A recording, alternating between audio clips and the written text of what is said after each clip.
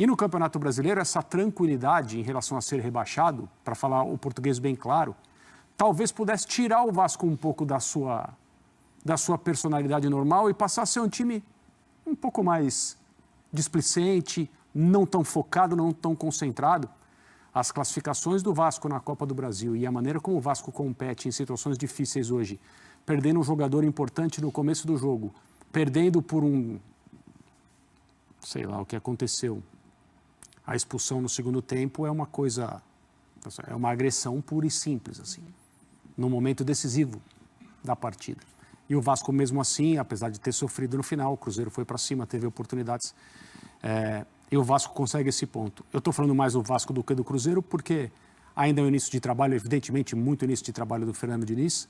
Eu acho que o elenco do Cruzeiro tem muitos jogadores que podem se adaptar rapidamente ao tipo de futebol que o Diniz entende que é o futebol melhor para ser jogado.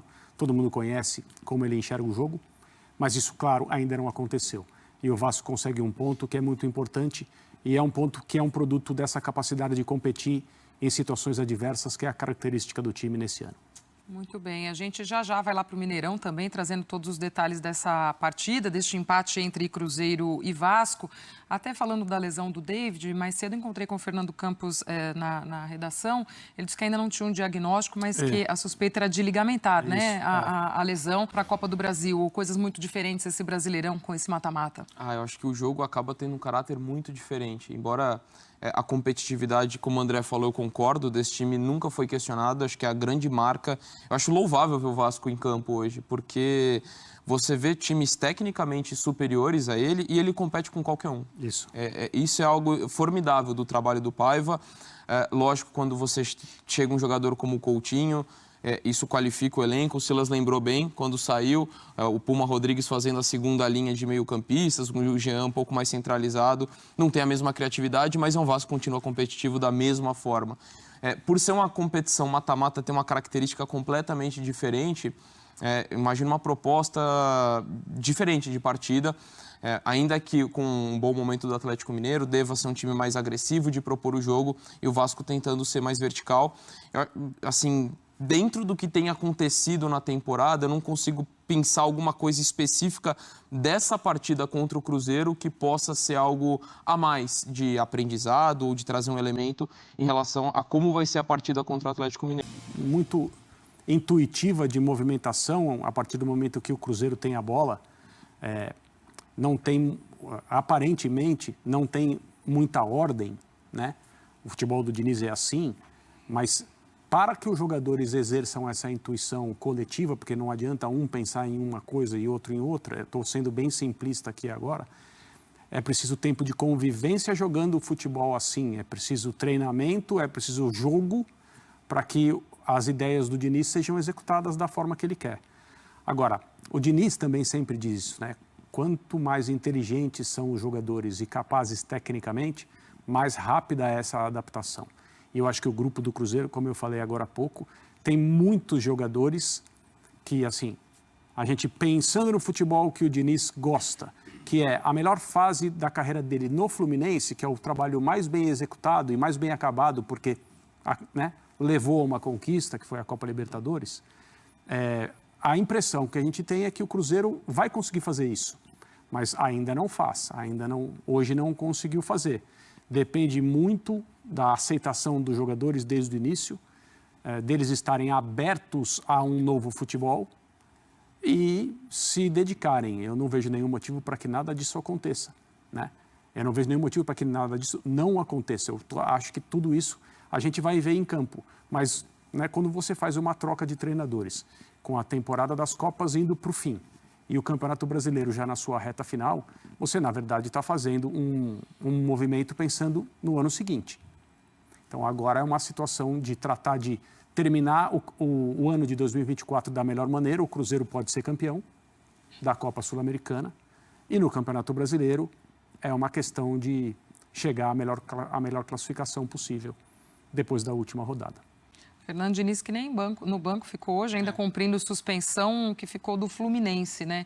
E a gente sempre fala, Dom, que desse trabalho tão autoral do Diniz, que algumas vezes até impacta num primeiro momento, mas aí para essa implementação do que é de fato essa filosofia de trabalho dele, é necessário um tempo. Exatamente. E caso isso comprometa, caso tenha uma dificuldade de assimilação por ser no meio da temporada, embora tenha esse recorte mesmo que é muito positivo, aí eu acho que morreria tudo na conta da direção, porque eu concordo com a contratação do Diniz, acho que é um técnico apropriado, pensando na qualidade técnica, mas eu acho que o Seabra não teve motivos para ser demitido, ainda mais no meio da disputa de títulos. Então, caso aconteça isso, acho que isso entraria muito na conta da direção, não que vai acontecer, porque eu realmente também acredito que tenha tudo para dar liga. Eu também não acredito que vai ser uma mudança drástica do dia para a noite, da noite para o dia, mas você vê alguns elementos de um jogo mais curto, alguns jogadores, talvez o Villalba, por exemplo, pode ser um zagueiro que possa ganhar mais espaço pela qualidade na saída de bola. Então, já pensando, projetando no que pode acontecer, acho que um cara que pode ser muito potencializado e que para mim já vem sendo os nomes do Cruzeiro na temporada desde que chegou, é o Matheus Henrique. Acho que ele é um cara que tende a crescer muito com o estilo de jogo do Diniz. Então é um Cruzeiro que acho que aos poucos vai tendo esses elementos de jogo curto, de alguns atletas que podem ser potencializados, embora acho que o Cruzeiro do Diniz com a cara dele a gente só vai ver de fato em 2025. Porque é perfeitamente possível dizer: concordo com a contratação do Diniz para dirigir esse grupo e discordo da demissão do Seabra. Porque as coisas evidentemente estão ligadas, né? Não aconteceria uma sem a outra, mas eu entendo a demissão do Seabra como um movimento injusto da diretoria do Cruzeiro com o técnico. Mas a partir do momento em que ele aconteceu, o Cruzeiro poderia ter errado na substituição. Né? O Cruzeiro poderia ter contratado um técnico que não tem encaixe, ou que joga um futebol que as características do grupo de jogadores não são as mais evidentes para que o trabalho dê certo. E acho que nesse caso aconteceu o contrário, o Cruzeiro acertou, foi buscar o profissional certo. Eu só não concordo com a argumentação. Né? Então se trata de, no momento em que as coisas começaram a escorregar um pouquinho, embora na Sul-Americana o Cruzeiro viesse bem, né? Os jogos do Campeonato Brasileiro começaram a passar uma imagem um pouco negativa, o torcedor, não que tenha perseguido o Seabra, mas de maneira geral, tanto o comportamento da torcida quanto a decisão final da diretoria tem a mesma origem. É muito mais simples, muito menos trabalhoso você apontar o dedo por um treinador que ainda não tem experiência, cuja trajetória é curta, mas que sem os reforços levou o Cruzeiro a uma classificação momentânea no Campeonato Brasileiro que ninguém esperava, passou a ser vítima da própria expectativa que ele criou. E aí, no momento em que os reforços chegaram e o Cruzeiro não se transformou no Manchester City de uma hora para outra, é simples, né? Apontar o dedo para o treinador. Para qualquer treinador seria. Alguém ainda que vai fazer os seus trabalhos no futuro, os seus melhores trabalhos, porque os próximos clubes do Seabra vão aproveitar um treinador muito promissor, que o Cruzeiro não soube aproveitar.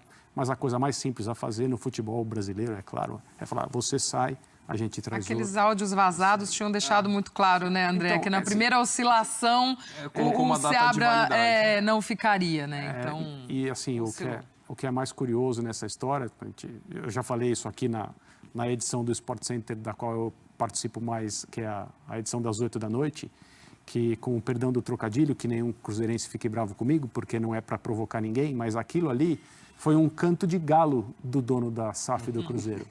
É sério, não aconteceu bronca no Diniz. Ele estava só contando uma historinha para um amigo que não correspondia à verdade, era uma brincadeira. O problema é que quando isso vaza, o efeito é o pior possível, porque é como se ele tivesse dado a bronca. Porque o grande drama de uma história como essa é a relação dos jogadores com o técnico. Quer dizer então que é o dono que escala? É isso então?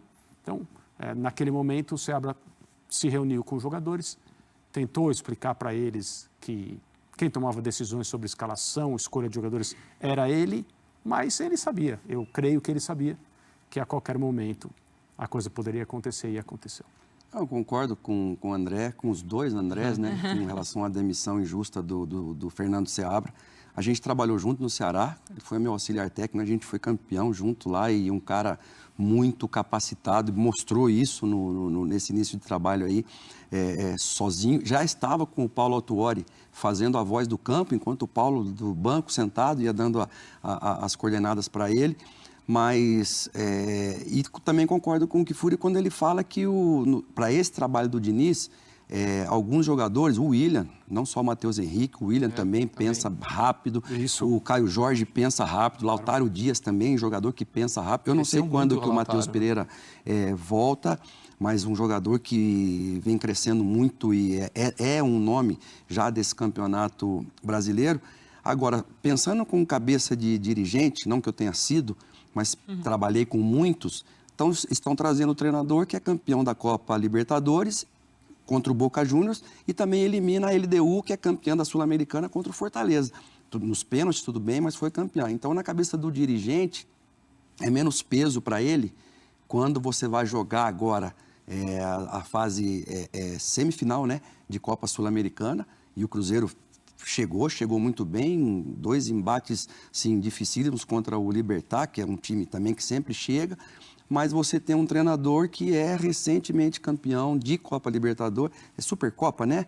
O campeão da Libertadores com o campeão, ou seja, tudo bem que os dois foram no Maracanã e tudo, mas o Diniz é esse cara campeão. Agora, não resta dúvida de que houve uma injustiça com o Seabra e que o Seabra daqui a pouco vai estar galgando outros patamares, porque a exemplo de Roger Machado, a exemplo de Thiago Carpini, que ainda está no começo, a exemplo de outros que começaram bons trabalhos, mas por força da juventude, por força na cabeça do dirigente, dessa inexperiência, Lázaro, aqui no Corinthians mesmo, no primeiro assim, indício de instabilidade, a primeira ideia foi demiti-los. Já chega com a desconfiança de torcida, muitas vezes até dos próprios dirigentes, enfim, né? Já chega com uma pressão